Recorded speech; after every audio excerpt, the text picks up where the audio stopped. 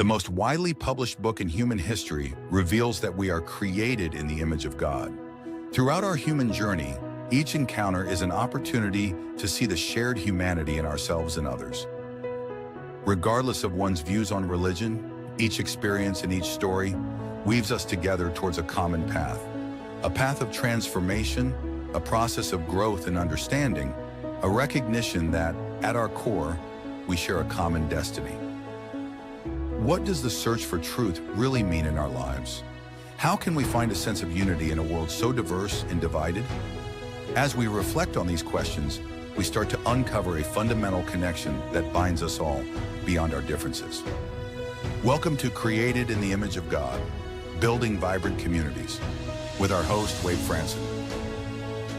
Tonight's episode is The Art of Being Human with Anthony Winning. Hello, everyone. Here we are, Tuesday night, 8 p.m. Central, Created in the Image of God. I love that new opening segment that the team put together as part of our rebranding. And I love that we have Anthony Winning with us tonight. He and I have had just a couple of brief talks, but there's so much commonality here. You'll see later when we show a promo video for what he does, the similarity in the fact that we are absolutely traveling the same path. So let's bring Anthony into the studio, get to know him, and launch tonight's show. Welcome, Anthony. Hello, Wade. Great to be here. Thank you. So share with everyone where you hail from and what time it is out your way. Well, actually, at the moment, I'm in New Zealand, in the beautiful New Zealand countryside. And it's just turned 3 p.m., but it's 3 p.m. on Wednesday. So I'm slightly ahead in that sense. So yeah, it's a beautiful spot of the world, but originally I spent most of my time in Australia. Well, given that you're living in tomorrow, we talk about prophecy from time to time on the show. Perhaps you'll bring us some insights from the future. Well, who knows? In any case, we know that you're going to bring us a lot of insights. So what I know about you, based on our brief relationship that we've been developing, is that you are a psychologist, a philosopher, and a seeker of life's deeper truths. That you were in the corporate world and left to pursue a PhD. We'll get to that in a minute. Mm-hmm. That you've dedicated yourself to exploring the human condition through the lenses of psychology, religion, and philosophy. So we started this show, 2.5 years ago, and that's going to resonate with any of those fans who are here from the beginning or have seen how we've moved and grown and how this is all morphed over time. But speaking of that, let's go back to the beginning of your story, your origin story. So what are the forces that shaped you before you took conscious thought to become who you are today? What world were you born into? The circumstances of you arriving on this planet? Well, I think in many ways, although I've had a very unusual life, I'm quite an ordinary person in the sense that I still wake up every day. I've got my own issues and anxiety and problems to deal with like everyone else. But I can also see I've had quite an unusual life. I guess the first bit that was unusual is my parents were working overseas.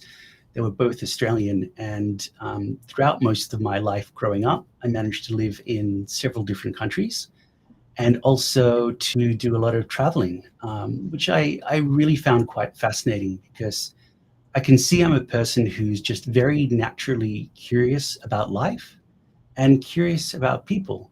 So I've noticed some people, they're very happy to grow up in a town and spend their time there, and they don't really have a desire to travel beyond that, which is perfectly fine. But for myself, I really felt a deep curiosity for the world. And I think in that sense, by having that childhood that allowed me to travel and to see different parts of the world, it gave me a bit of an exposure to, I guess, the many different ways that people can see things and I relate to life. So where were you, which country were you born in, and where were your parents working at that time? Yeah, I was born in the Philippines, and my parents were working there. I spent about 8 years of my childhood there before coming to Sydney in Australia. And after a few years, we moved to London for a while.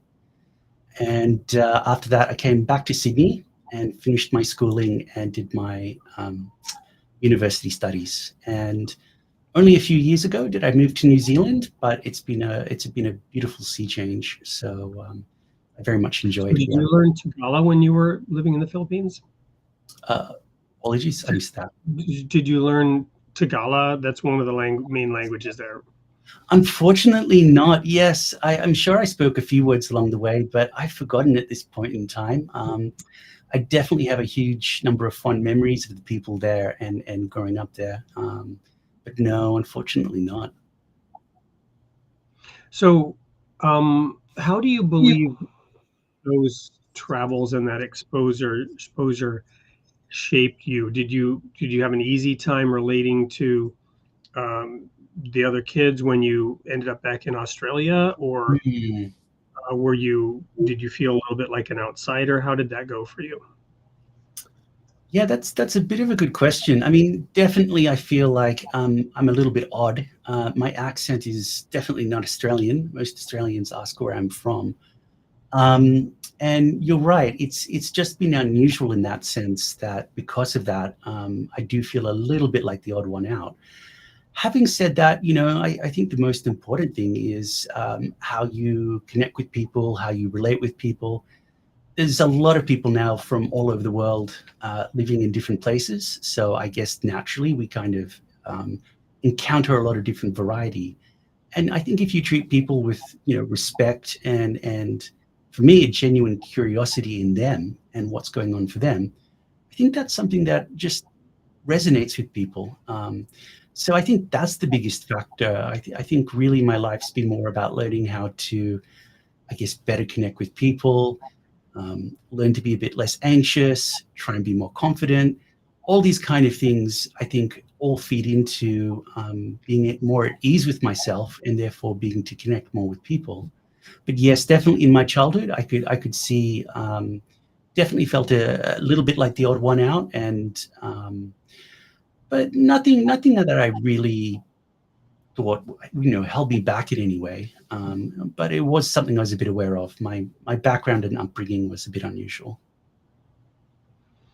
So then, as you're telling about this, I'm thinking and relating, of course, my own experience, as we all do. And there's certain things that were similar. I wasn't. My parents were. My mother was Canadian. My father was from Sweden, so I had a foreign father, if you will. But I was born in Canada, and then we all moved to America, where we were all foreigners. Of course, when I say America, United States, it's always funny. It's the continent of America and then the country of America. It's kind of like telling people that you were in Hawaii, right? And then they say, "Oh, where were you?" And I was like, well, "Which island were you on?" We're like, "Hawaii." "Yes, but which island?" "Hawaii." Right? We were on Hawaii. "Yes, but which island?" "Hawaii." Right? Because the Big Island. So that's why it's called the Big Island, to avoid that silliness. Of course, when I say America, it's common parlance. Well, everybody knows you mean the United States. Mm. But anyway, it's just funny. But this gets to the point that I'm making, which is the sort of parochial my view that we grow up with, that doesn't allow you to see things from the other perspective, and that has to maybe be brought to your attention, right? So one of the jokes about Canada is the national identity of a Canadian. Do you know what that is? No. They are not American. I think New Zealanders might feel that a little bit about Australians, but yes. Right. Exactly. So they form part of their identity as to what they're not, which is kind of maybe a little bit psychologically off balance in a way. Anyway, the point is that when I grew up and then I ended up in Sweden and coming back, Mhm. I felt very much an outsider, very much, and it kind of formed and shaped a little bit who I was. But I'm reflecting now that today, of course, we constantly hear about diversity and inclusion, right? Of Mm. every imaginable difference, and some that we never would have imagined in the past, right? Mm. almost as though, now we have Martians and Venusians in our midst and we have to accept them, right? So, or like this cat licorice here, right? So it just jumped up in my lap. The point being that back then, when I was growing up in those circumstances, it was less usual, less accepted, more different. And I very much felt that. To turn my camera off for a second here to rebalance it after the cat made us all lose focus. Hang on. That sometimes works. One more try here. It just bothers me and puts me off when my camera is out of focus. I'll just live with it. Maybe it'll change. So anyway, my point was, over time, we also see major differences in the world around us, and those things shape us as well. One of the reasons we dive into your background is so that we can try to gain a little bit more deep understanding of those different perspectives and go a little bit deeper than just tolerance and a little bit more towards understanding those differences, understanding how and why somebody else views it differently. We were talking briefly a moment ago before the show about a trip to Russia that you made, and it was a trip to Russia that I made in the era where Gorbachev was abducted, where I had this epiphany that no matter how wrong the idea seems to you, people grew up in circumstances where they're very much convinced that idea is right. And they're adopting and adapting that idea because they think they're right. And that is one of the aspects of our shared humanity. We all think we're right. Everybody believes what they believe because they think it's correct. They think it's right. And no matter how nonsensical it seems to us, other people are completely convinced that they are righter than we are. So how does this factor into your work? Looking at philosophy, psychology, having a PhD. Maybe tell us a little bit about those studies and sort of your coming of age. Yeah, so I'd really say probably in my early 20s, after having in many ways what was a very conventional upbringing, I really became curious about what exactly is life about, and really why are we here? I'm very much aware that some people only look at these questions when they're about to check out, and find that a bit peculiar because it's kind of like reading your car's instruction manual just before you sell the car. Nevertheless, so after going back to university, after working in computing, I studied psychology, which I very enjoyed. I definitely enjoyed the process of study and learning more about people and myself. But there was something I felt that was kind of missing in my studies, and that was really a deep, holistic picture. So a lot of the things you'll study in psychology will be small little theories. You might have something like you're more likely to get help in an emergency if there are less people around, which is counterintuitive.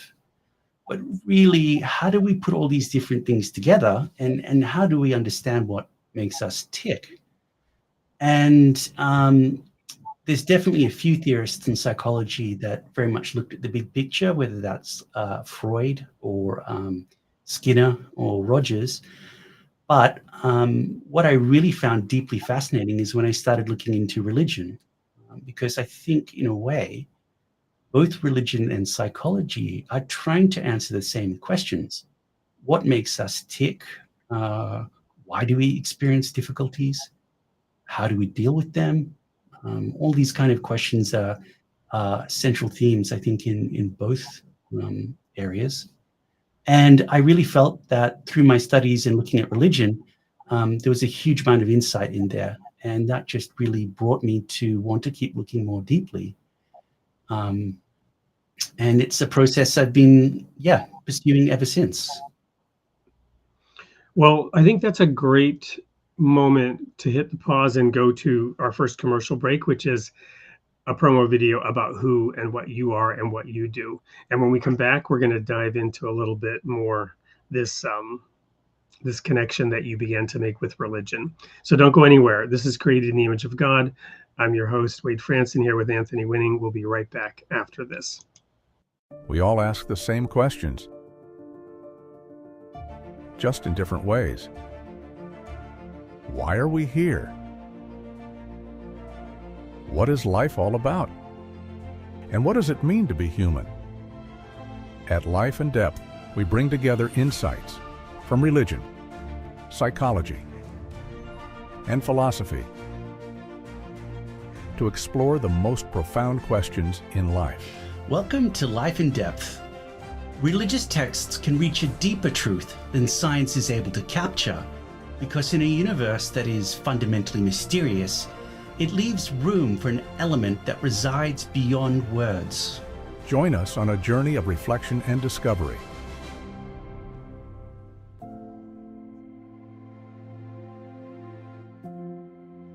Explore more at lifeanddepth.com.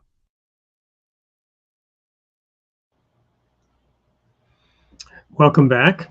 I wanted to ask Anthony, so when did you start Life and Depth? That's DEPTH. And what was the catalyst for doing so? Well, after I finished my thesis, I looked back on it and I felt a deep interest in the work that I'd done. I felt that by being able to look at these things, I saw aspects of myself reflected back in what I had discovered. And I really felt it'd be very strange just to sort of finish that process there. It just didn't feel right.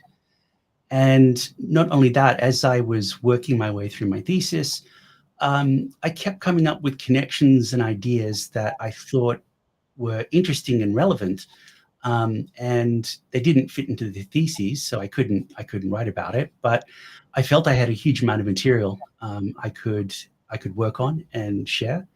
So I put the website together, and really, I guess my motivation was to do something that I love and enjoy, and to also keep exploring, because I really feel life's a very mysterious thing. If you really dig deep enough, I'm not sure as a human being we're actually going to get answers to the deep mysteries of life. But that doesn't mean we shouldn't keep looking and exploring. I think there's a lot of insight that can be gained from that. And really, it was just a way that I could continue doing the whole process that I found helped my development, and hopefully had something maybe other people would find interesting and helpful. So why do you think we won't get necessarily the answers that we're looking for? Because the limits of human comprehension is relatively small compared to the vastness of the universe. We naturally, as human beings, we take a very human perspective. So we might think that we found out certain information about how the earth was formed, and therefore we kind of feel that we have a complete picture. But realistically, we don't know what we don't know. And science will be able to tell us how things might be connected together, the relationship, the effect that two different things have on each other. But I'm not sure it ever really tells us the deep questions of why. I mean, why is there something rather than nothing? What was there before the Big Bang? Do we have a soul? And if we do, how does that influence how we live life? These are big questions that I don't think we're going to get answers to unless a few of us end up as prophets or enlightened, which I'm not holding my breath for in my case, for sure. But really, I think there's only been a handful of people in human history who kind of have been in that position or had that deep insight and have been able to share it. And for them, they talk directly from their experience. But unfortunately for me, and I presume lots of other people, I don't have a direct connection to those deeper questions, those deep mysteries. Yes, I just don't know what there was before the Big Bang as an idea. But these questions are really fundamental. So My audience knows that I'm a Mm-hmm. Baha'i, and the Baha'i faith has its own set of Mm-hmm. writings, whereas the Baha'is also accept the writings of other religions. One of the principles, oh, I wouldn't go so far as to call it a principle. One of the statements in the Baha'i writings is that there are two books of Revelation, and I may be mangling it now and not quoting it properly. This is how I understand it. There's no clergy in the Baha'i faith, and I certainly have no standing. So take what I'm saying with a full salt shaker of salt, not just a grain, in terms of representing anything in the Baha'i Mm-hmm. faith. But uh, the point is, there's the revealed word of God. The Bible talks about Jesus being the Word. In the beginning was the Word, and the Word was God, and the Word was with God, and the Word became flesh and dwelt among us. Right? That's from John 1:1. So what came before the Big Bang? Well, we have this revealed knowledge that says this is what came before the Big Bang. The other book of Revelation, according to the Baha'i writings, is the creation Mm-hmm. itself. So the study of the material universe, science is reading the book of Revelation. Yes. And as I've joked, we will have the unity of science and religion when both realize that their curriculum comes from the same source. But of course, the scientists will never necessarily realize that, because if the book of Genesis, the first chapters of Genesis and the first chapter of John and other revealed Mm-hmm. texts are correct, then the divine exists outside of time and space, because time and space was created by the divine. So living inside of time and space, there's no way we can ever comprehend what's outside of it, I think you've very right? Which is why, so I'll wrap this up quickly and then get your comments, which is why in the Baha'i writings, again, I'll quote this fairly accurately. God is said to be the most hidden of the hidden and the most manifest of the manifest. So that God is all around us all the time, in that sense, imposing God on us all the time. We can't get away from it. You can't escape it. It's all pervasive. It's outside us. It's in us. It's everywhere. But at the same time, you can't find it. You can't. So if you're trying to, you know, show thyself, it won't. It doesn't. You don't get to command it to show itself, right? But if you really truly seek to have a relationship with it, it can share itself with you. But that's why science, with its prodding and probing, will never discover it, because it's the most hidden of the hidden, even though it's the most manifest of the manifest. What you say absolutely resonates with me. It's been quite interesting because I end up speaking to a number of scientists, and I don't think many scientists study the philosophy of science and actually realize the underlying assumptions that underpin science and what questions science can answer and what it can't. So there's kind of a bit of a error in our thinking where people just equate science with absolute truth. Now, this is possible, it could be correct, but you have to make a number of assumptions.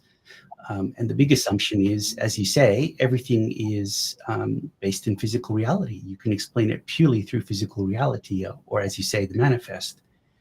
And you're right, if God exists beyond time, space, or anything we can, I guess, put a box around, that's not something we can comprehend with our mind, that wants to put things into boxes, that wants to measure things. And it's not something that's going to reside in the realm of science. So yeah, this is probably, I think, one of the most critical challenges in religion. How do you take something that is transcendent, incomprehensible, and kind of cannot be defined in any way, but come and translate that in a way that people could relate to? Because if it's too abstract, it's going to feel like philosophy. But of course, if you make it concrete, it's distorted. So there's always going to be this challenge in religion between looking at a question that's kind of can't be answered because God doesn't reside in an answer, and make it in a way that people can relate to and connect to it as part of their lives. And I think that's the big challenge of religion. So let's shift gears and begin to address a question that you and I raised earlier, given that your topic is the art of being human, right? And the big questions, right? Who am I? Where did I come from? Why am I here? Right? Those are questions, related to us. We could also ask, what else is out there, right? Did somebody make me, and how, and who did it, and why? Would be another way to look at some of these questions. Or, if it's a random chance, then is there any purpose? Is there any meaning whatsoever? If it just sort of happened somehow, all of these are the questions. But you and I then talked about the barriers that we have within ourselves to come to answers that are satisfying.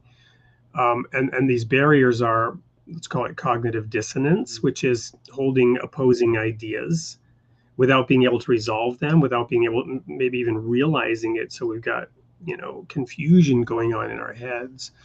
Or denial, right, about certain truths about ourselves, how we are, how we treat other people, what we've done, that maybe wasn't so great, or maybe even is wrong, and why. And those things where we're hypocritical in our thinking and our behavior. And we talked a little bit about how does one, well, let me put it in this context. You've said you're a seeker of life's deeper truths. What about when we oppose ourselves in finding the answers is really my question there. So to look at how exactly, why do we distort things, and how do we, as I guess you mentioned earlier, how do we kind of potentially bridge across that human distortion? It's a really good question. I feel that even if you look purely from psychology, it would say that this is quite a big challenge. Freud really sort of brought the idea that a lot of our forces that are impacting us, we're not consciously aware about them. So that already is a challenge, that maybe a lot of what influences how we think and behave, we don't actually realize ourselves what's going on. And of course, the other thing is, maybe you tell someone that's something that might be true, but they have a strong reaction to it. They can't actually listen to it. I think when I look at religion, one way they've tried to address it is to use symbols and images and stories. When I look at things like mythology, as far as I can assess, it's trying to explain to us about ourselves in a way that's probably just one step removed. We can look at someone like Icarus, and we can see Icarus's pride in action and what it costs him. But that's quite different to the pain we might feel when we reflect on our own pride and the cost it's had on our lives. So in that sense, I think there's one way that religion tries to talk to us and show us ourselves in a way that's hopefully not too threatening. And that's exactly what Freud said happened in our dreams. Our dreams come to us with symbols and images to show us part of ourselves that if we were told directly, it would be too uncomfortable. It's really, I don't feel I've got an answer to the question of if two people see something differently, how do you bridge that? I guess potentially, if people want to learn a deeper truth about themselves, but it's difficult to see, I can only presume it's going to be a process. There's probably no magical silver bullet. And I don't know. I just keep trying to remind ourselves we're all human beings. There are things in every person that's beautiful and I can appreciate, and kind of maybe going a bit more from there than trying to get caught up in other things. But yes, it's a difficult question. I mean, I've had people tell me things about myself, and I've reacted and refused to believe it. And then down the track, when I'm in a better space, I can see it's true and it hurts. So I can also see why it's difficult for us to see it. No questions. Well, so a lot of thoughts are coming to mind. There are two that I'll try to hold and focus on. The first one is, of course, Freud's student, his protege Jung. went deeper into dreams, right? And he also went into dream typology and collective consciousness, right? Which, in the context of you talking, I'm looking at that now in a slightly different light, which is our common set of beliefs that we've adopted. And we've heard a lot in recent years, some of us who are, looking and asking questions, perhaps more than others, about dramatic shifts in society, right? Such as what happened with COVID, and the disinformation and misinformation campaigns that have been talked about, and how do we even know anything that's true these days based on social media and the echo chambers and all that. So you've got this thing called mass formation psych. People talk about entire countries and all of civilization succumbing to a bad idea and a wrong idea that's being projected.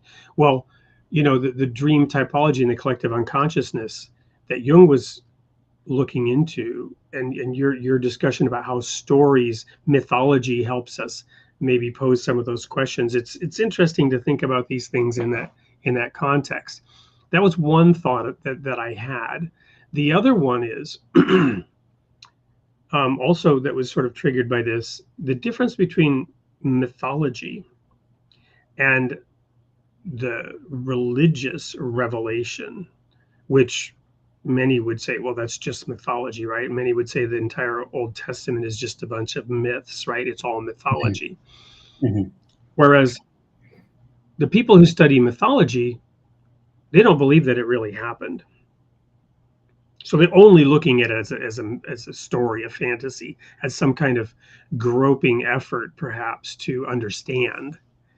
And one person's way of representing their understanding by starting this myth that is powerful and takes on a life of its own. Whereas in the religious books, many people say, fundamentalists in particular, no, that really happened, right? The flood really happened. There really was a Noah, right? There really was a Garden of Eden. There really was an Adam and Eve. You know what I mean? So therefore, those things are not viewed as myths, and don't you dare call them myths, right? So they may then have, in a sense, a more power or a different power. And then there's writings later in the Bible, for example, that say the word of God is sharper than any two-edged sword, cutting asunder the flesh and the spirit, cutting to the soul, if you will, really getting hard and deep to the core of the matter. And then we're more confronted with it. Whereas a myth is like, oh, well, that's interesting. I wonder what that might mean, whereas it's not cutting to the heart. So so these things have a similarity, these stories, right? On the one hand, the myths, and on the other hand, the many, many, many stories in holy writings. Is there power in them, or is it the power that we give them by our adherence and our belief in them that makes them different? Or what's your reaction to all this that I'm just musing about here? Yeah, look, it's an interesting point to think that, as you say, an idea might really sort of be prevalent in a society. I'd have to conclude there's something in people in that society that they resonate with that idea. And for people who don't necessarily see any value in mythology or kind of some of the stories of Genesis, I'd have to question, why are we still talking about them thousands of years later? I mean, there has to be something to it. It has to resonate with a part of ourselves. And I think a lot of what you're talking about is, how do we go and interpret and look at mythology and scripture and these kind of stories? That's a big question in itself. It's interesting to me, like, we get taught how to read plays at school or how to read books, but I don't really hear about people going to learn how to read scripture. But there's, of course, a huge area of study devoted to this, and there's some very beautiful traditions. I quite like the tradition that came out in Judaism of Pardes, or the orchard, where it sees scripture as being containing multiple layers of meaning that you can read it at.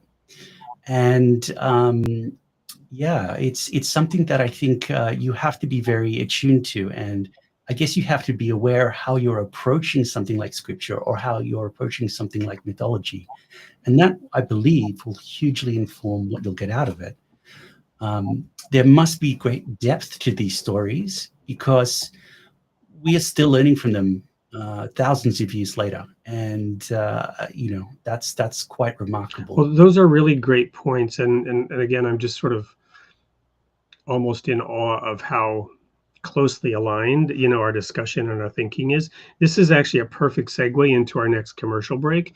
There's a man who we've had on the show a couple of times. We'll probably have him back again soon. We're working together on the re-release of his first book and subsequent 2 books. This is Joseph Atman. You mentioned philosophy of science. He has a PhD in the philosophy of religion. And what got me really intrigued in his work was he reinterprets the Garden of Eden story and made it hugely relevant to me in a new and different way. And it engendered a lot of deep thought and wonderful conversation. So I'm going to play a quick promo for his book, which is out there and available now in anticipation of the sequel and then the completion of the trilogy. It's called A Philosophical War. Don't go anywhere. We'll be right back with more with Anthony Winning. In a world where the battle of minds goes unnoticed, one man dared to challenge the very structure of consciousness itself. Joseph Atman proudly presents the first part of his groundbreaking collected work, A Philosophical War. Atman's mission is to expose humanity's most elusive adversary, the structure of its own consciousness. He argues that the modern human condition is plagued by a thought process that inflicts unnecessary suffering. This thought process, like a stealthy enemy, wages war against our nature. Atman's quest is both daring and revolutionary, to overthrow and replace the current prevailing conscious structure.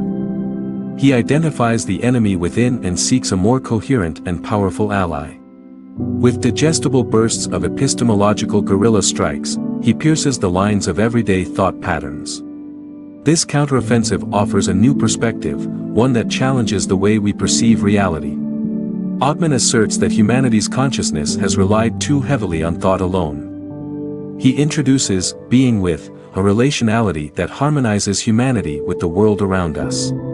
But the battle doesn't end there. Atman reinterprets the early chapters of Genesis. He calls for the removal of contemporary notions of God while offering a profound argument for God's existence. Filled with intrigue, simplistic insights, and mystical yet realistic hope, this book is a potential landmark work. A Philosophical War by Joseph Atman. Available at Amazon. That looks really interesting. Absolutely. It's funny that came up because I knew I was going to be on the show, and I just published a video on understanding the human condition through the stories of Genesis, which is going to be a multi-part series. And the first part's Adam and Eve, but it's such a rich story with so much depth to look into and to unpack. There's always more insights to be gained from something like that. One of the founding figures in the Baha'i faith, Abdul Baha, gave an explanation of Adam and Eve in which he suggested one could look at Eve as man's soul and Adam as the physical body. Perhaps the whole rib idea, right, taken from him and part of him. Anyway, but then he concludes by saying, and there are many other meanings and interpretations, and you should seek them out. So he gives one perspective and says this, but then this isn't it. This is one way to look at it, one way to derive a whole lot of value out of it. I've got some of my own that I've worked up over the years as to how to look at this. But what Joseph Atman does, I'll just give a little bit away here, is that the forbidden fruit, as it's called, represents our ability to form our own ideas and our own concepts, right? You will know good and evil, and you will become like God, the serpent said. And Eve desired this, right? And so she engaged with reality, and Adam engaged with reality with conscious thought. And once you form a concept of a thing, you're now engaging with that concept. You're not engaging with the reality of that thing. In philosophy, you get to the essence of a thing, or what's the word that I'm looking for here? The nature of a thing. Its nature, what it really is, versus how it presents itself, right? And I shared with Joseph, and this is one reason we're working together, that you're describing the first commandment: "Thou shalt have no other gods before me." Those are false gods, and the minute you form a concept of God, your concept of God is a false God, because it is not God. And if you're now married to and wedded to your concept and your idea of God, you are worshiping a false God. You're worshiping a God of your own making. But there's no other way to do it, right? So Joseph goes deep into how do we actually engage with reality, separate from and apart from conscious thought. And this is a conundrum, but it's a really interesting way of looking at it, right? We form our own ideas. That's what that tree of the knowledge of good and evil symbolizes. And this is, this leads to dichotomies and dualism and all, but I like to remind people whenever we talk about this of something Paul said. And I've not hear others talk about this, but to me, he's talking to the Corinthian church where there are all kinds of problems, in that sense. He's their therapist, but he's not a therapist. He's just telling them what's what and how they need to behave and what's right and what's wrong. But he says, you are children, and you're like drinking the milk. You have need, and not even that, you have need that somebody teach you again the basics, right? Because you don't have it at all. Then he says, you should by now be consuming meat. And then he says, strong meat belongs to those, and here's the interesting formulation, who by reason of use have exercised their senses to discern good and evil. Now, wait a minute. I thought that's what we were not supposed to do, right? That's the forbidden fruit. Taking of the fruit to know good and evil versus the tree of life. So you're taking to yourself the prerogative of discerning good and evil. And Paul, then many, thousands of years later, he's the great student of the Bible. He says you should have used your senses, exercise your senses to discern good and evil. You should have been consuming that fruit in a good way, is kind of what he's saying. And I found this to be fascinating when I realized, wait a minute, because we come from this fundamentalist view where that's, that the original sin, the forbidden fruit, stop using, your own human reasoning and trust God, go to God. And here Paul says, well, you should be figuring this out on your own through using your senses, in that sense, studying science and getting the facts from reality. Your thoughts? Wow. I'll be honest. I'm not sure I can really. I'll have to digest that. I don't really. That's interesting. I wasn't aware of that connection, and I'm at the moment I'm not quite sure how to fit it all together. So I might have to go and have a ponder and get back to you on that one. It's interesting. I didn't realize that was there. Well, let's segue then, take it into a little bit more abstract or a little bit broader, and maybe not necessarily abstract, but well, sure, abstract. So the unity of religion and science. Let's talk about that for a minute, because to me that's what that is. On the one hand, you have the religious statement where God says, "Don't do that. Trust me." Trust me, don't trust yourself. Here's I will teach you, I will reveal to you, I will confide in you. That Baha'i verse we wrote, I will confide in you. But then later his apostle, Paul, Jesus' apostle Paul, says, no, you should use your senses, you should exercise your senses to discern good and evil. Well, it's not either or, it's both, right? So it's religion and science. I guess we have to acknowledge the world that we live in, and it's a physical world, and science absolutely has its place and its benefit. I guess the mistake we make is believing the picture that we see to be all that there is. I think we need to leave a bit of room in our lives for the mystery, for things that we don't know, to be open to possibilities that we may not necessarily be able to comprehend. I think maybe having more awareness of that might step us a bit closer towards things. But yeah, I think it's fair to say science absolutely has a place in life. There's a lot of benefits it's brought to humanity that I'm very appreciative of. So I think maybe it's that everything has its season, everything's got a place. So one of the things that I find kind of fascinating personally, coming from a fundamentalist background and now being much more open, to what science has to offer. Not that I was ever anti-science. I was just very skeptical, right? And I think rightly so. For example, we talked briefly about the pandemic, mass formation psychosis, which is one phrase that's come out of that from some circles, as people suddenly changed their thoughts and their behavior radically and en masse, and went along with things that they would have perhaps never gone along with previously.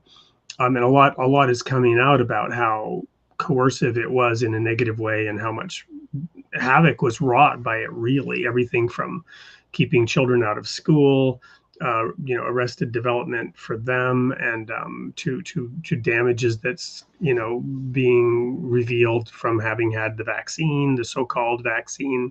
In my view, it was never a vaccine in the first place. We changed the definition of vaccine in order to pretend that it was. Having said all of that, there's a saying that I heard that really resonated with me, and that is, they told me to follow the science. I followed the money, and I found the science. Right? So there's so much money behind what's called science today, and the research and development departments, which is where science is practiced, right? It's not really science in a pure sense, right? Because it's dedicated, energetic research to come up with a specific solution. Let me give you an example in the medical field. It's well known that there's a profit motive in almost everything. And so a corporation needs to make a profit. It is its purpose as an entity. It has a fiduciary responsibility. If it's not making money, it is negligent. It is criminal. It is criminal for a corporation not to be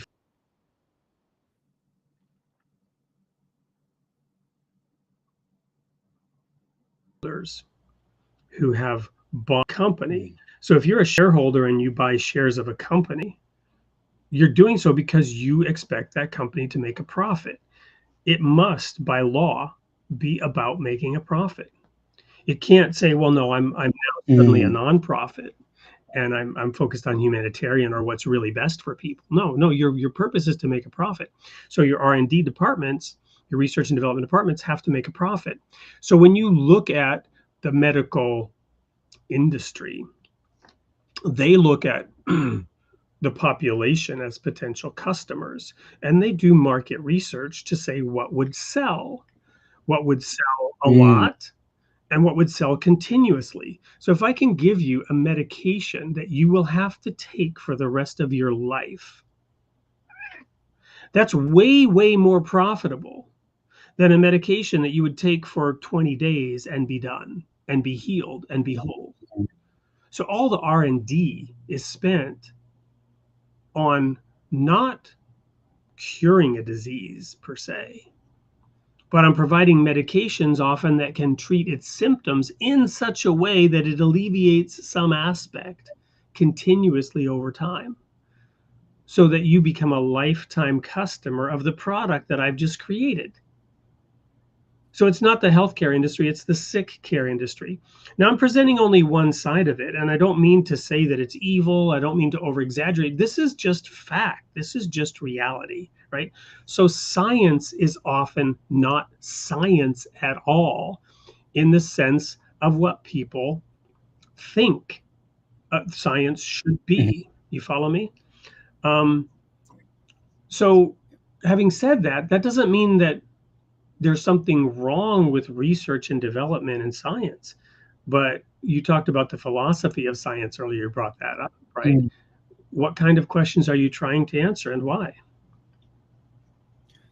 Well, that's as far as I see it, science is really just a tool of gathering knowledge and insight about how the world operates and making those connections.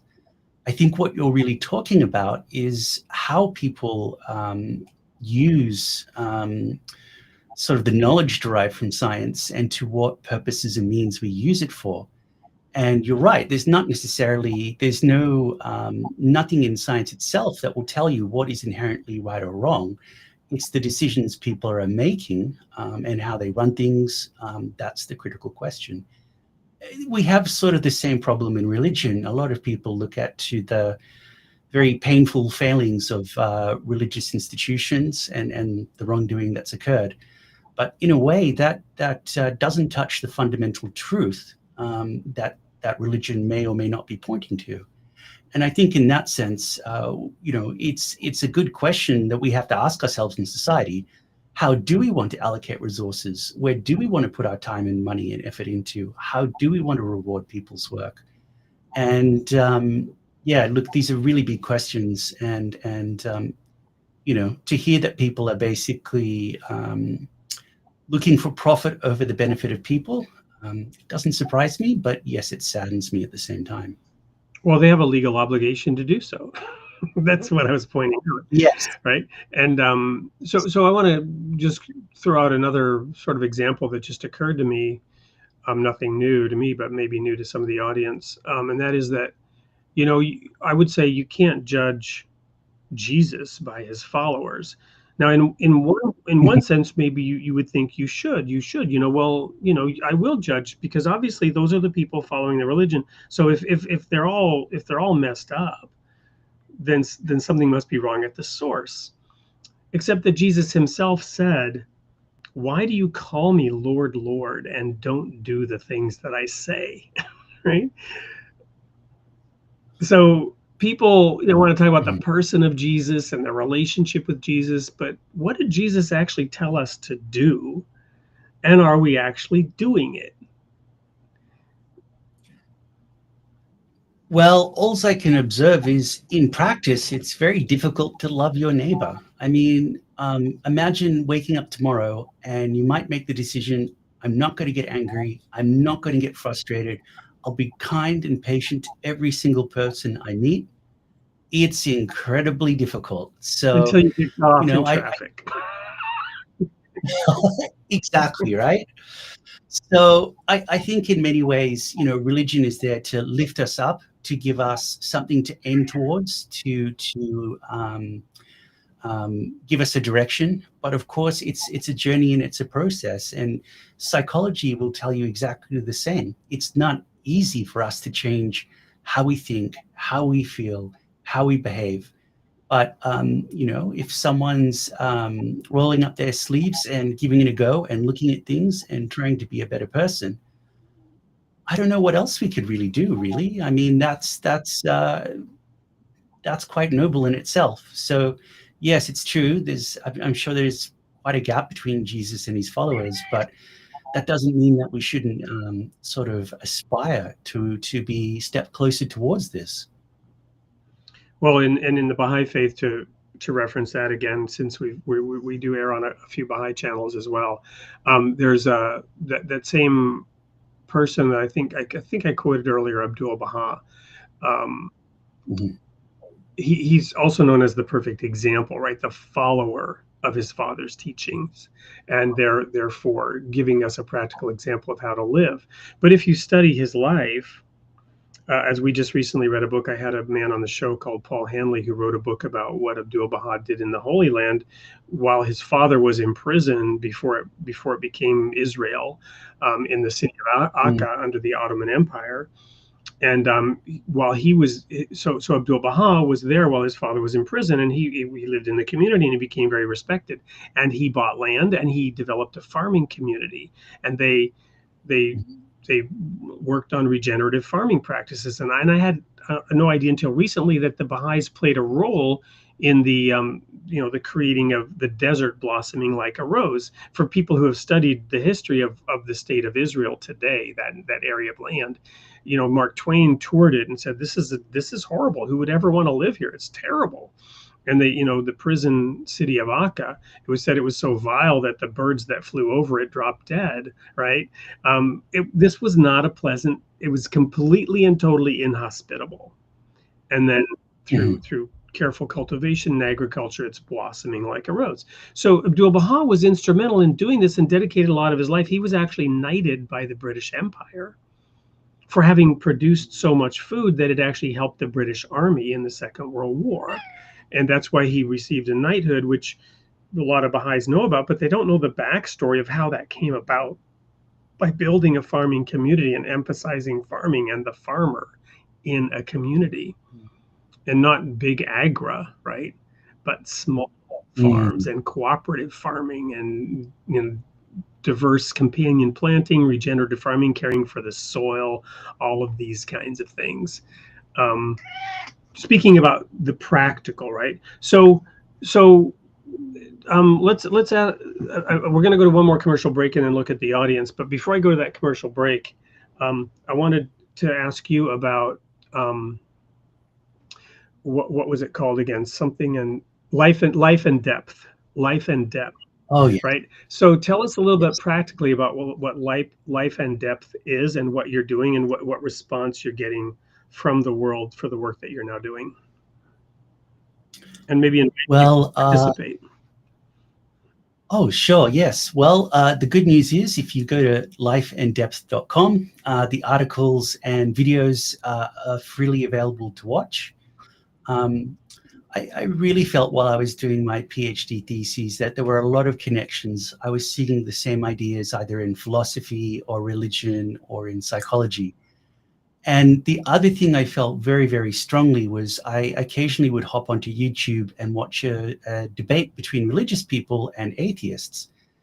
And I was just utterly puzzled why they were arguing, because I felt in a way that it's a little bit like arguing what next week's lottery numbers are going to be. I mean, let's face it, we don't know. So I really felt a better approach would be to look at the big questions or look at these kind of issues and look at the implications from them, kind of to offer an interpretation, and people can do with it what they wish, So in that sense, I felt there'd be a lot to write about, a lot to talk about. The website's got some videos and articles, and there's also the option for those who want to participate. There's a discussion forum, because I felt that it's not always easy to find other people who might have interest in these areas, and also a space that you can talk about topics like religion and so on in a respectful and hopefully a way that people can learn and develop from. So that was really the intention behind it. It's a fairly new project. I basically been starting it out, but I've been very happy with the response I've been getting. And for me, there's no question it's going to be my life's work. I'm in for the long haul. And it's just so it's the words life, beautiful, and depth, altogether, lifeanddepth.com. I'm putting that in the chat right now so that people can see it across all channels and go there and review it. And now we're going to go to quick commercial break. Another sponsor is the Royal Falcon Foundation, which I personally was involved in founding. And this is another example of digging into practical ways in which to put into practice these spiritual teachings, in this case, in support of young people. So take a look at this. There's a QR code at the end. We encourage people to donate. And when we come back, we'll look at what the audience has to say. Welcome to the Royal Falcon Foundation. Our curriculum and activities inspire and train adolescents through hands-on experiences, fostering growth and empowerment. Through immersive and challenging experiences, we shape young minds to think independently and develop their leadership skills. Our programs foster new friendships and unity, shaping young leaders to tackle real-world challenges with confidence. We believe in equipping the next generation with the skills to become leaders of tomorrow. Join us at the Royal Falcon Foundation and be part of a journey that empowers, unites, and inspires. Double your impact with our matching grant. Until the end of 2025, every tax-deductible donation to the Royal Falcon Foundation, up to $1,000, will be matched dollar for dollar. Visit our website to donate now or email info@royalfalconfoundation.org for more details. Together, we can make a greater difference.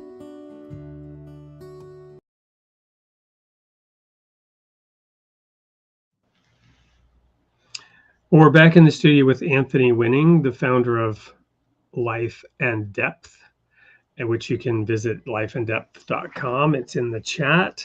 And we've been talking about what it means to be human and answering life's big questions. So looking for audience comments, there's still time if you want to throw one in there. Not a huge amount of audience interaction tonight. Perhaps we should have looked at this one at the time. That's a deep question to ask oneself. I wish more people did. I think this was going back to when you and I were talking about, who am I? Where do I come from? What's my purpose in life? As well as this idea of cognitive dissonance and what keeps us from getting answers that satisfy or move us forward in our quest and search. So let's just revisit that briefly about from your perspective in life and depth. What can people expect if they go to Life and Depth on this kind of question?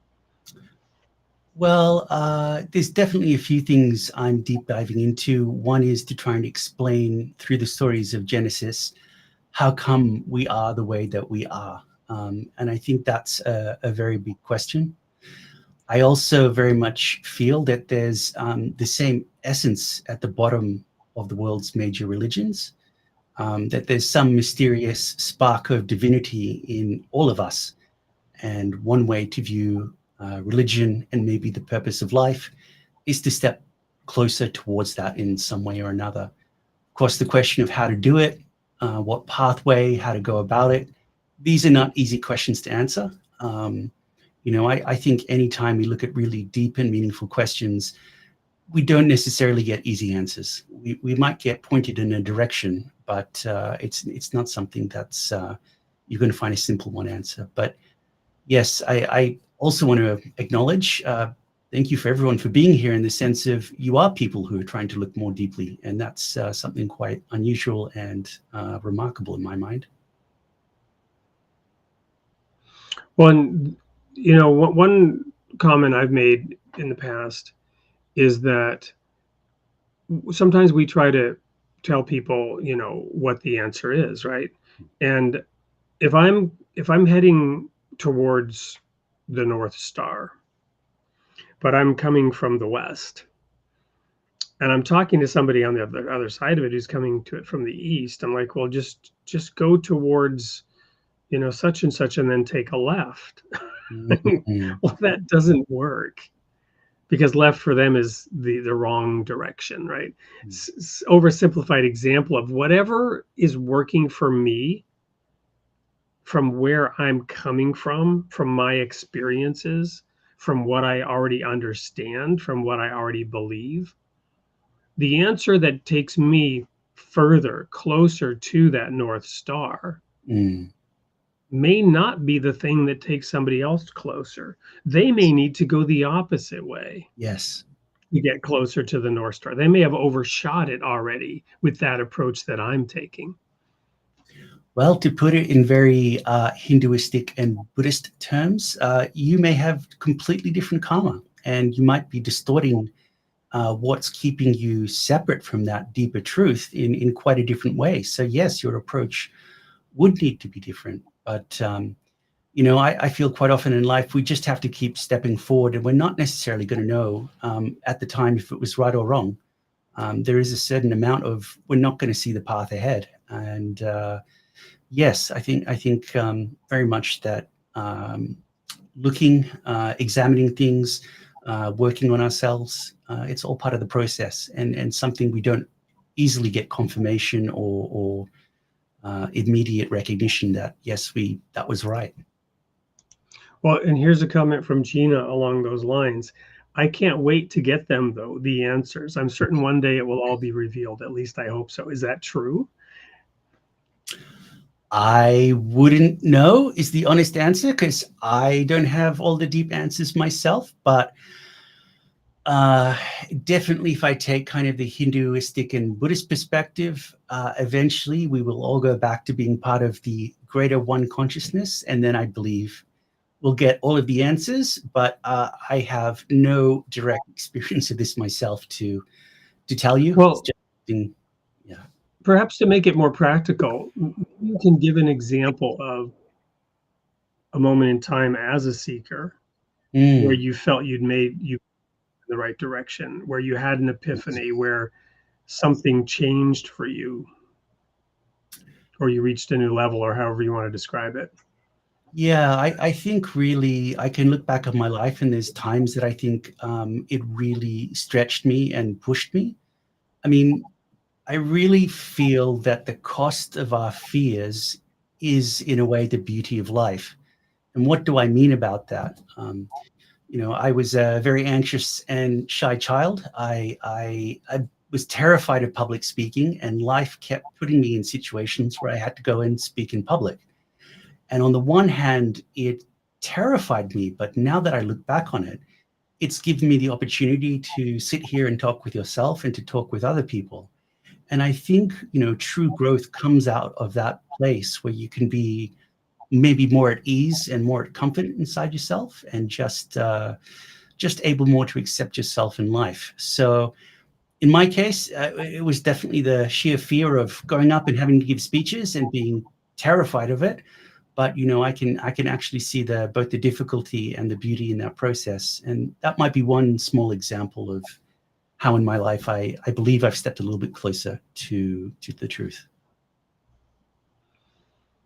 A couple other comments. We don't have, even though aren't a huge amount, we don't have time to deal with them all. But here was one where there'd probably be a lot less war if people were asking these deep questions. And then a companion thought from Angelo here. I agree with that, not necessarily the comment I just showed, but with another thing we were saying about dichotomies, right? People always try, science and religion, both versus one or the other. People always try and make something one or the other. Rarely both or multiple answers ever see the light of day as far as a possibility. So we live in a world of extreme polarization right now. It almost feels like here in America, more polarized than at any point perhaps since the Civil War in our nation, which was a horrible time in which 20 million Americans died, more than in all other wars combined in our Civil War. And we have this extreme polarization because people can't find commonality. And so how do we resolve this? Well, the first observation I make is human beings seem to be addicted to drama. I think if we don't have drama, people find life boring, or they kind of wonder what is it all about. And I think the narrative, just as an idea between science and religion in conflict, very much plays into that. You actually have to have very strong assumptions on science and religion to see them in conflict. But this kind of nuance, this kind of looking deeper, is not something that's going to sell newspapers. In terms of people, I really sort of feel, it's easy to look at the surface differences. Freud talked about the narcissism of minor differences, like how the Scottish will tell themselves they're so different to the English. And because they're Scottish and they eat haggis, well, how much of a Scottish person's life do they spend eating haggis? Not really much. It's something that grabs our attention, but it really isn't that big. And I think what we have to do is, when we see people, to humanize them, to realize, yes, they're going through their own struggles, but just like me, they wake up in the morning, they've got their difficulties, they've got their beautiful side, they've got some nice qualities. There's people whose lives they've influenced in a beautiful way. I think if we keep on the sort of the surface level about the drama and the arguments, it's going to be very difficult to get out of it. But just to really remember to listen to other people, and to sort of just remember there's a real human being there going through their day, just like yourself. So that's what I do for myself. Yeah, Thank you. Here, one last comment. We'll end on this one. Some people look forward to the drama. I steer clear of those folks, says Brandstad. And this gets back to something you and I talked about, our own hypocrisy, the cognitive dissonance we live with, the truth about ourselves and who and what we are. I think it's true. There are people who may seem to need some of that tension and need some of that drama for whatever reason. You know, you've seen statements in movies, right? Like, well, you know, to make them feel alive, it makes them feel alive or something. You know, just to put a silly soundbite on something deep that's going on as to why we cause or seem to even want or crave drama amongst our fellow human beings. Well, I can only sort of conclude there's something deeply conflicted in us. And whether you will look at Freud's account of the mind, the conflict between maybe our deep desires and what we believe is right and wrong, or really the conflict we might see that comes from the Garden of Eden, of there's parts of us that are unacceptable to God and to each other. You know, it's something that Cain and Abel, right? To go back to a story, right? The very first two children that are mentioned in the Genesis story, Cain and Abel, one ends up killing each other over a perceived, you know, difference between how one is viewed by God.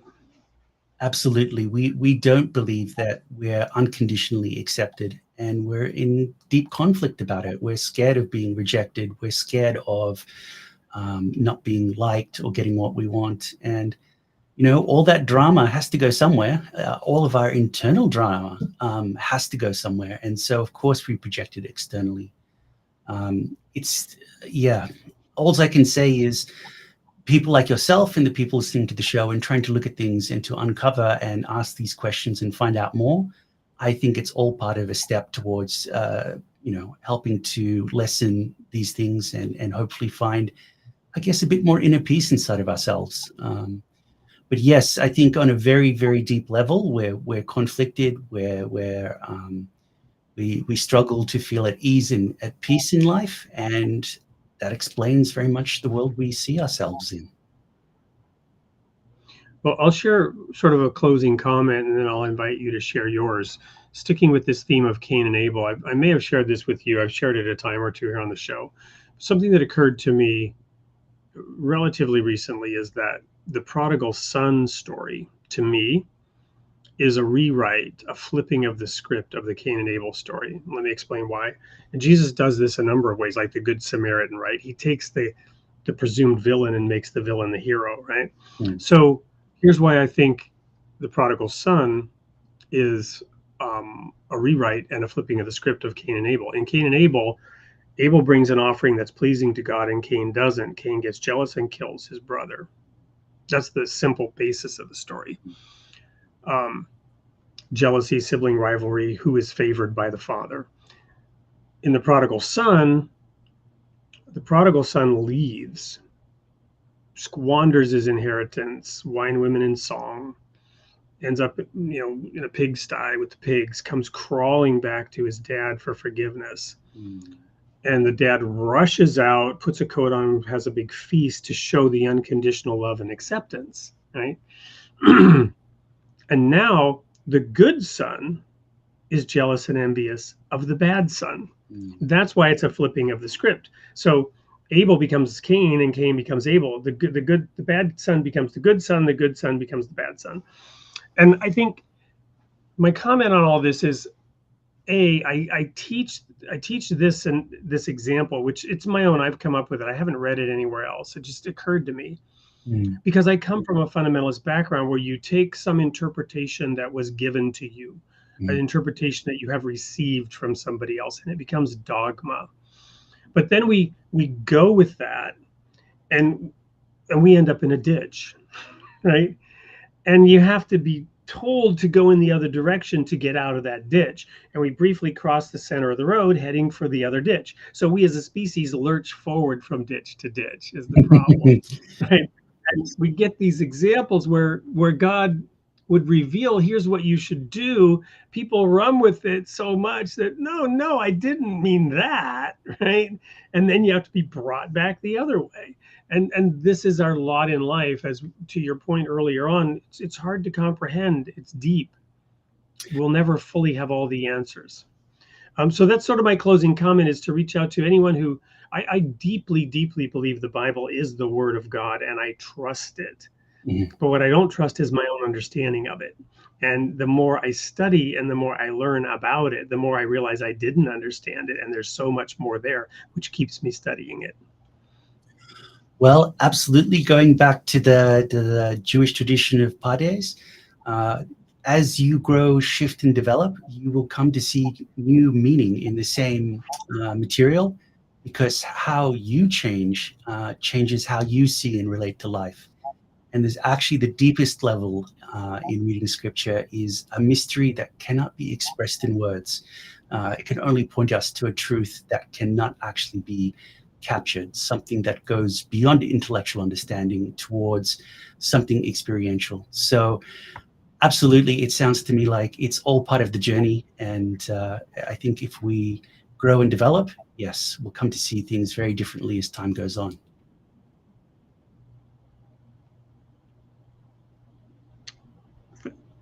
Thank you so much. I'm looking now up one thing, because you sparked something which I want to share here at the end. It's a prayer, and it's a Baha'i prayer, but I think you'll see why I'm looking for it. Hang on, I've got to just find it here. And it talks about this exact thing. Make firm our steps, O Lord, in thy path, and strengthen thou our hearts in thine obedience. Turn our faces toward the beauty of thy oneness, and gladden our bosoms with the signs of thy divine unity. Adorn our bodies with the robe of thy bounty, and remove from our eyes the veil of sinfulness. Give us the chalice of thy grace, that the essence of all beings may sing thy praise before the vision of thy grandeur. Reveal then thyself, O Lord, by thy merciful utterance, and the mystery of thy divine being, that the holy ecstasy of prayer may fill our souls. A prayer that shall rise above words and letters, and transcend the murmur of syllables and sounds, that all things may be merged into nothingness before the revelation of thy splendor.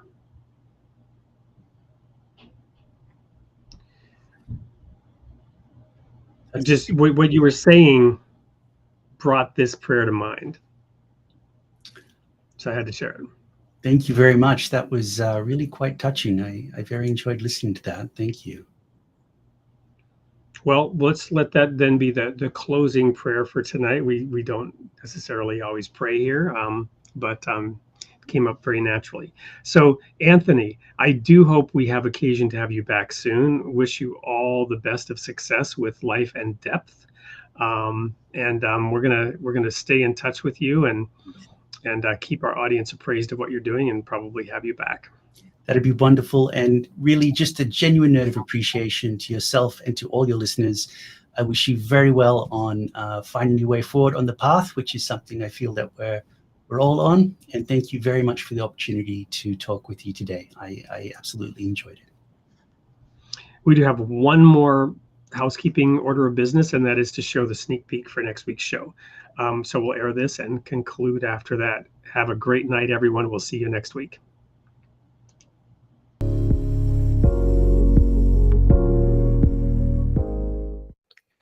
Hey everyone, this is Wade Franson, host of Created in the Image of God. I am here with a very special guest today to record the sneak peek for episode 134.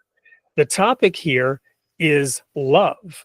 And in 2018, Diane Hayworth received a direct download of the 4 Be Love principles, which she uses in her transformational work, bringing authenticity and direct connection and love to every conversation. We are honored to have her on the Created in the Image of God show. This is the sneak peek. Welcome to the studio, Diane.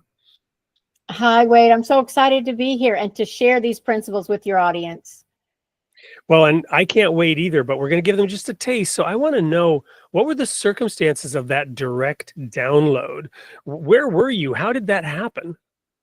Well, I can tell you it wasn't anything I planned. I was actually in the middle of a conference, and we were going through an exercise, and we were asked to imagine we were seated on a foundation of love and to go inside and ask, love, what do you most want me to know today? And bam, I had a full body experience and received the principles. That's amazing. And we're not going to, tell all, we're not going to spoil it for everybody by revealing what those principles are. But in general, what can they expect from the show when they tune in on January 21st for episode 134? Well, I think you're going to be able to understand how everyday people, I'm a mom, I'm a grandmother, I run my own business, I am doing my best day by day to live a life of love. But I learned how to ask love to help me do that instead of trying to figure it out. And when I tapped into that internal and eternal place of love, that's when magic started to happen, like these experiences where I received the principles. Well, my audience knows that I went on a 10-year mission search to find the answer to where are the people of God as defined in John 13:35, by this shall all men know you, that you have love one for another. And I literally traveled the world only to discover that this had to be practiced in my backyard. So wherever you are on this planet, you'll want to tune in and hear from Diane Hayworth about the 4 principles of being love that she received. So don't miss episode 134, airing January 21st. We'll see you there.